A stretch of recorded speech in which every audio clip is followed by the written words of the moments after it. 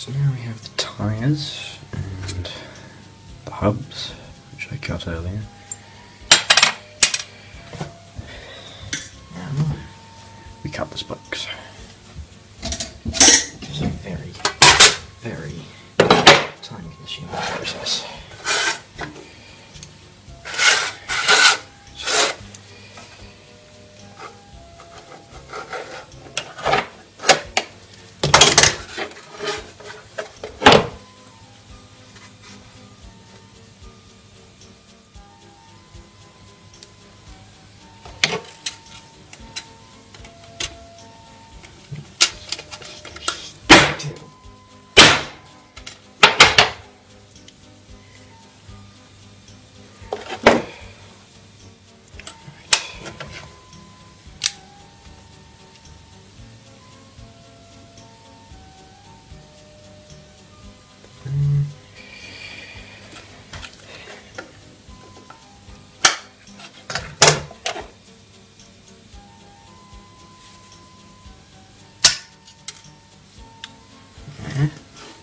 We have a spoke. One down, 47 to go. And now that we've got the spokes, we put them in the jig, which is just a small piece of aluminium with 16 slots cut in it and recesses for the tyre and hub.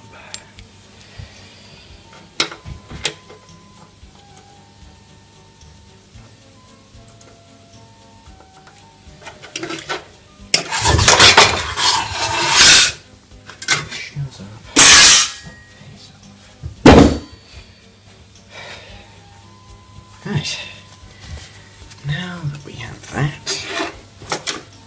this out of the way, go and get the means of sticking the spokes in.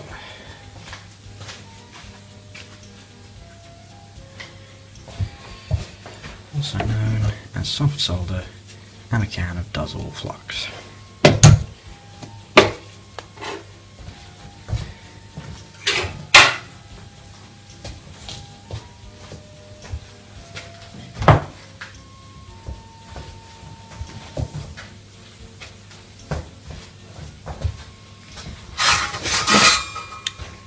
Now I will warn you now, do not do this at home.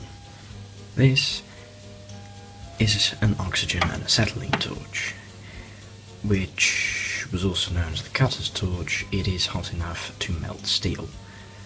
I forget how many thousand degrees centigrade that is, but basically do not mess with it.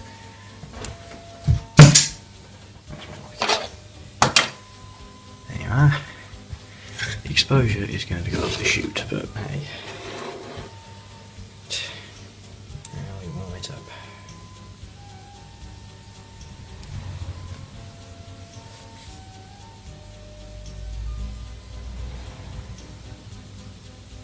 Every other wheel for Thomas the exact same way.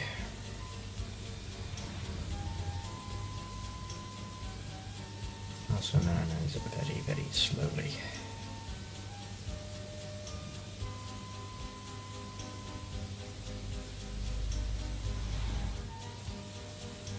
Right.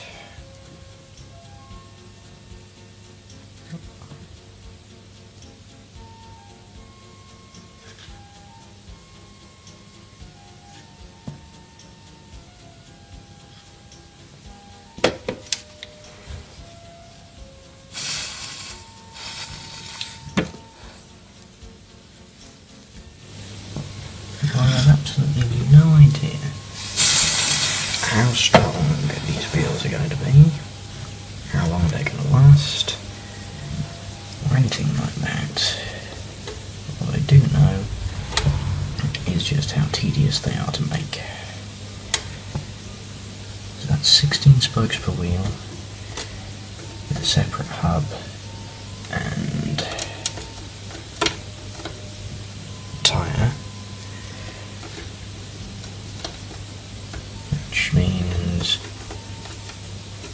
that at least 32 joints per wheel.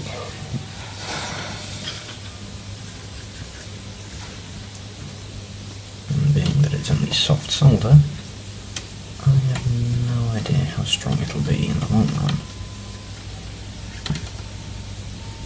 But basically whatever I do is going to be cheaper than actually finding or buying metal modeling the R55 wheels, so I really don't care.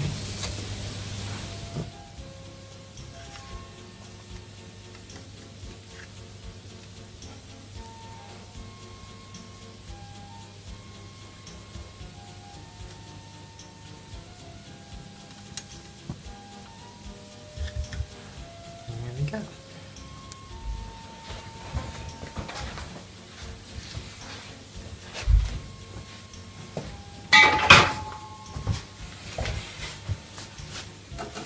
Just like that.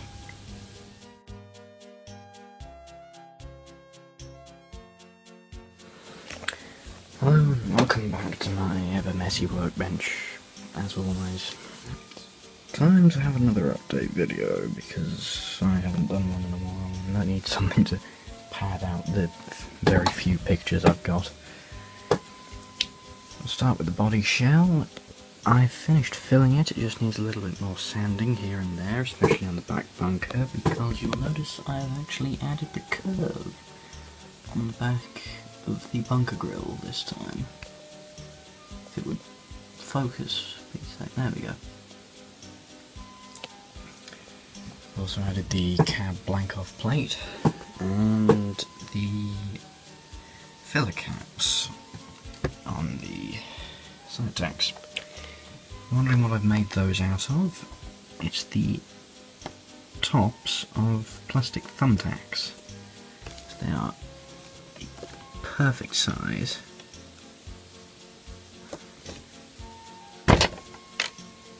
And the roof is ready to be painted in black, so get that finished.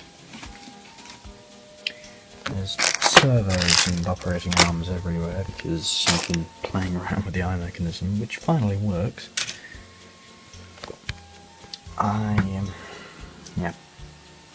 I gave up on trying to use the crap controller and the crap receiver, as that's dead, and that won't talk to the modern, well not modern, the new controller that I've got, which you can see over there.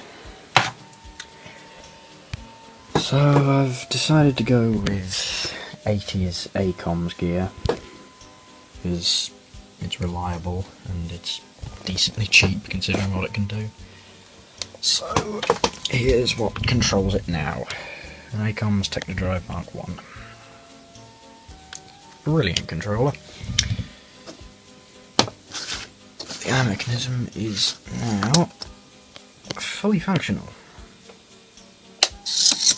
Yeah, it does that. I really don't know why. It just does. Nope. So we can do up, down. If it would focus, it would be great. Up, down, right, left.